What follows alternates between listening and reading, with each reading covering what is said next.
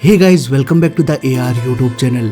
और दो दांत की वजह से पूरा का पूरा एविएशन का इतिहास बदलने वाला था।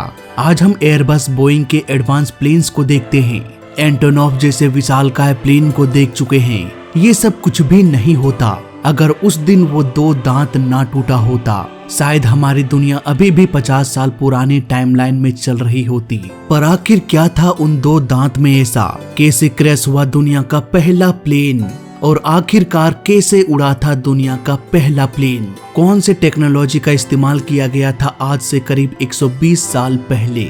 आइए जानते हैं पूरी कहानी आज के इस वीडियो में।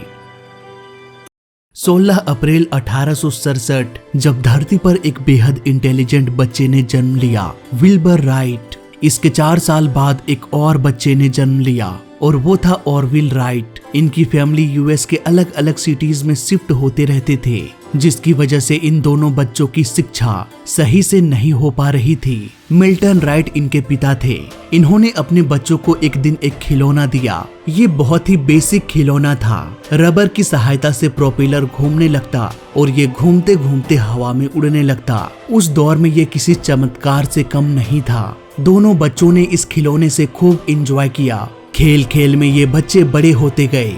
विल्बर 18 साल की उम्र में आइस हॉकी खेलने के दौरान हॉकी से किसी ने फेस पर मार दिया, जिससे आगे के 2 दांत टूट गए।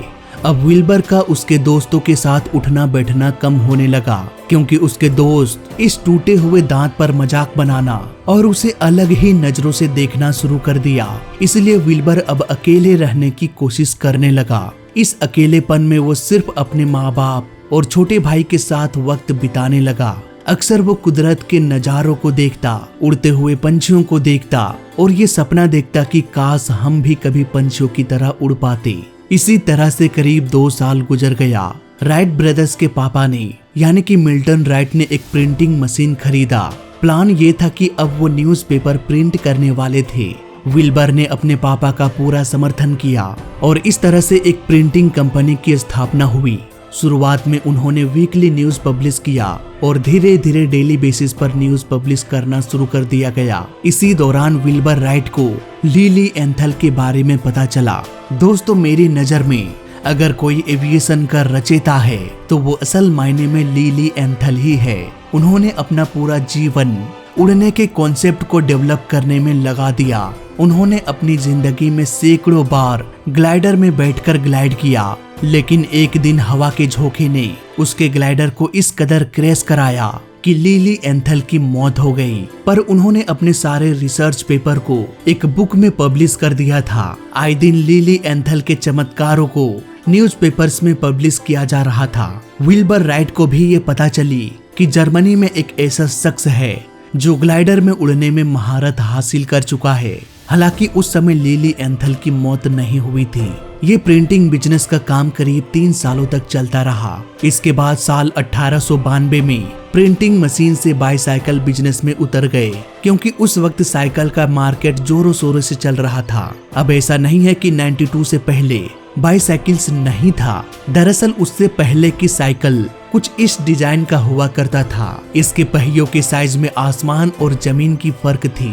यही वजह है कि ये साइकिल्स इतने रिलायबल नहीं थे, अच्छी स्पीड नहीं मिल पाती थी। ऐसे में एक नए साइकिल को इंट्रोड्यूस किया गया जो बहुत ही तेजी से मार्केट में फैल रहा था। राइट ब्रदर्स के पिता ने मार्केट के नीड को समझा और साइकिल के बिजनेस में उतर गए। साइकिल रिपेयर करने लगे। इवन कुछ ही महीनों में उन्होंने राइट साइकिल नाम की एक कंपनी भी खोल लिया। तभी राइट ब्रदर्स को एक न्यूज़पेपर में दिखा कि एक ग्लाइडर में ग्लाइड करने के दौरान लिली एंथल की मौत हो गई। इस घटना के बाद दोनों भाई लिली एंथल की ओर खींचे चले गए। उनके रिसर्च को देखने लगे, समझने लगे। धीरे धीरे समय के साथ साथ उनके साइकिल का बिजनेस डाउन होता जा रहा था। यही वजह है कि उन्होंने अपनी क्रिएटिविटी एक अनोखे काम में लगाना शुरू कर दिया और वो अनोखा काम था प्लेन का निर्माण करना। अब इन दोनों भाई ने 3 सालों में 3 ग्लाइडर्स बनाया और लगातार 3 सालों तक उड़ाते रहे।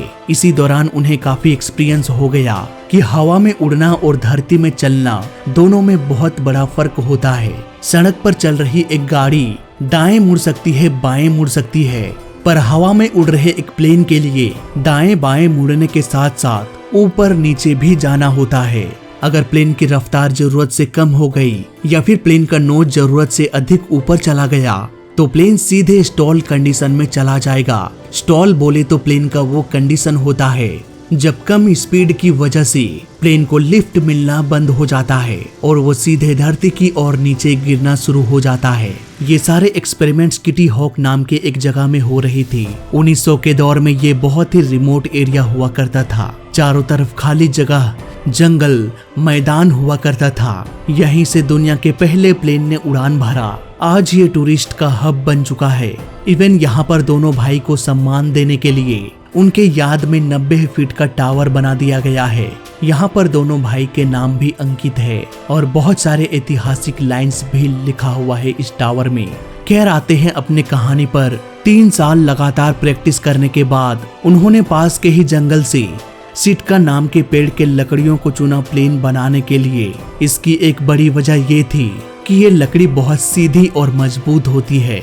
फिर क्या था, वो लग गए प्लेन को डिजाइन करने में। महीनों गुजर जाने के बाद वो सफल तो हो गए, लेकिन उनके पास प्लेन को उड़ाने के लिए कोई इंजन ही नहीं थी। उसने अपने दोस्त चार्ली को कहा कि भाई ये सब देखो, हमें इसकी रिक्वायरमेंट है, हमें एक इंजन चाहिए। महज 2 महीने के बाद चार्ली ने इंजन बनाकर तैयार कर दिया। ऑलमोस्ट 11 मंथ गुजर जाने के बाद ये प्लेन अब तैयार हो गया उड़ान भरने के लिए। इस प्लेन का कॉन्सेप्ट बहुत ही कमाल का था। इन्होंने इंजन को नीचे फिट कर दिया, पीछे 2 प्रोपेलर लगा दिया। ये दोनों चेन से इंजन में कनेक्टेड था, जैसे कि साइकिल में व्हील से कनेक्ट होता है। इसे उड़ाने के लिए पायलट को लेट कर उड़ाना पड़ता। पायलट अपने बॉडी को दाएं बाएं मूव करता, जिससे पास का लीवर भी मूव होने लगता। यहाँ पर हम देख सकते हैं लकड़ी के रॉड को विल्बर कमर को मूव करके इसे दाएं बाएं मूव कर रहा है। ये लकड़ी तार से कनेक्टेड है सीधे प्लेन के विंग्स में, जिसकी वजह से प्लेन का एक साइड अप और दूसरे साइड डाउन हो जाता है। इसी की वजह से प्लेन रोल कर पाता है। लेकिन इस रोल में एक तरफा फोर्स भी जनरेट होता है, जिसे हम यॉ के नाम से जानते हैं। इस अनवांटेड फोर्स को कैंसल आउट करने के लिए इसी लकड़ी के रॉड में प्लेन के पीछे एक वर्टिकल विंग्स भी कनेक्ट किया गया था, ताकि रोलिंग के वक्त प्लेन अनबैलेंस ना हो जाए। बेसिकली ये प्लेन के यॉ को कंट्रोल करता है। इसके आगे के छोटे विंग्स प्लेन को पिच प्रोवाइड करता।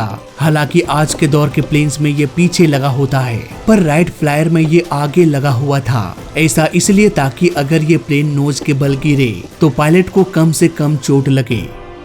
थियोरेटिकली ये प्लेन उड़ने के लिए तैयार हो चुका था, पर अभी भी इस प्लेन में एक बहुत बड़ा पार्ट मिसिंग था। ये प्लेन सिर्फ एक बार ही उड़ान भर सकता था, क्योंकि पहली उड़ान में ही इस प्लेन का क्रैश होना निश्चित हो गया, क्योंकि प्लेन को लैंड कराने के लिए कोई लैंडिंग व्हील्स ही नहीं बनाया गया था। बिना व्हील्स के अगर ये प्लेन लैंड करेगा तो वो सॉफ्ट लैंडिंग नहीं कर पाएगा। दोनों भाइयों को भी ये बात पता थी, लेकिन प्लेन के वजन को हल्का बनाने के लिए शायद ये सारे डिसीजंस लिया गया। इतने सालों की मेहनत से बनाए इस प्लेन को क्रैश कराने के लिए दोनों भाई अब तैयार हो चुके थे। उन्हें पता था कि भले ही ये प्लेन क्रैश हो जाएगा, पर हमें एटलीस्ट ये तो पता चल जाएगा कि हमने जिस थ्योरी का इस्तेमाल किया, L = KSV²CL का इस्तेमाल करके इस प्लेन को डिजाइन किया, वो प्रैक्टिकली उड़ पाता है या नहीं। अब यहाँ पर आपके मन में एक सवाल आ रहा होगा कि भाई ये बिना पहिए का लैंड करेगा बाद में। पहले तो ये बताओ कि बिना पहिए का ये टेक ऑफ कैसे करेगा? ये तो इम्पॉसिबल है। दोस्तों, हम सभी जानते हैं कि प्लेन का इंजन प्लेन को रनवे में आगे की ओर धकेलता है और पहिए की मदद से प्लेन का स्पीड धीरे धीरे बढ़ता रहता है। प्लेन का विंग्स प्रेशर डिफरेंस क्रिएट करता है, जिससे प्लेन को लिफ्ट मिलने लगती है और प्लेन हवा में उड़ना शुरू कर देता है। पर राइट फ्लायर के पास ना तो रनवे था और ना ही इसे रन कराने के लिए कोई पहिया। दोनों भाइयों ने इस समस्या का समाधान बड़े ही चालाकी से किया। उन्होंने 60 फीट का एक लॉन्चिंग रेल बनाया। इसी के ऊपर प्लेन को रख दिया गया। इसे इनिशियल बूस्ट देने के लिए इसके पीछे एक लकड़ी का छोटा सा टावर बनाया गया, जिसमें एक भारी भरकम लोड फिट किया गया। कॉन्सेप्ट बिल्कुल सिंपल था। यहाँ पर हम देख सकते हैं एक भारी भरकम लोड वायर से लटका हुआ है। ये वायर ऊपर की ओर पुली तक जाती है। इसके बाद इस पुली से वापस नीचे जाकर एक दूसरी पुली से होते हुए इस रेल के अंदर चली गई है। 60 फीट लंबे रेल के अंदर से होते हुए ये वायर रेल के दूसरे छोर पर जाकर निकलती है। यहाँ पर भी एक पुली लगा हुआ है जिसकी मदद से ये वायर वापस से बाहर निकलती है और सीधे चली जाती है प्लेन के पास और यहाँ पर जाकर ये कनेक्ट होता है। कॉन्सेप्ट बिल्कुल सिंपल है। जैसे ही ये लोड नीचे आएगा, भार की वजह से तार खींचेगी और प्लेन को अचानक से आगे की ओर बूस्ट मिलेगा और प्लेन उड़ना शुरू कर देगा। 14 दिसंबर 1903 दोनों भाइयों ने टॉस किया कि कौन सबसे पहले इसे उड़ाएगा। विल्बर ने टॉस जीता। उन्होंने कहा कि पहली कोशिश मैं करूंगा। पहली कोशिश में ये प्लेन 3 सेकंड्स तक उड़ा और फिर क्रैश हो गया। दरअसल यहाँ पर ऐसा इसलिए हुआ क्योंकि विल्बर ने बहुत जल्दी ही लीवर को खींच दिया था, जिसकी वजह से प्लेन का नोज तुरंत ऊपर चला गया। ऐसे में हवा के टकराने से प्लेन का स्पीड बहुत कम हो गया और फाइनली ये स्टॉल कंडीशन में चला गया। प्लेन को लिफ्ट मिलना बंद हो गया और ये क्रैश हो गया। ये क्रैश इतिहास का सबसे पहला प्लेन क्रैश बन गया। साथ ही पहला केस दर्ज किया गया पायलट एरर का। करीब 3 दिन बाद रिपेयर करके दोबारा से इसे फिर से उड़ाया गया। पहली उड़ान में ये 12 सेकंड्स तक उड़ा और करीब 120 फीट की दूरी तय किया। ये दूरी बोइंग 747 के विंग्स के फैलाव से भी कम थी। दूसरी बार ये 175 फीट की दूरी तय किया 12 सेकंड्स में।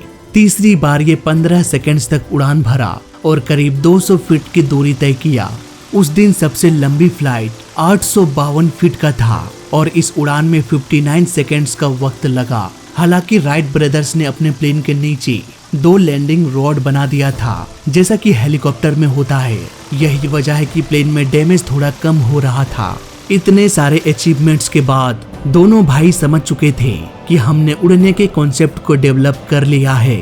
अब वक्त है इसे और इम्प्रूव करने का। आगे चल के उन्होंने साल 1904 में राइट फ्लायर 2 बनाया। ये पुराने प्लेन का एक अपडेटेड वर्जन था। इस प्लेन में उन्होंने करीब 105 बार उड़ान भरा। इस प्लेन में वो 3 से 4 किलोमीटर की दूरी तय करने में कामयाब हो गए। अगले साल यानी कि 1905 में इन्होंने एक तीसरा प्लेन बनाया जिसका नाम था राइट फ्लायर 3। इस प्लेन में 2 लोग बैठ सकते थे।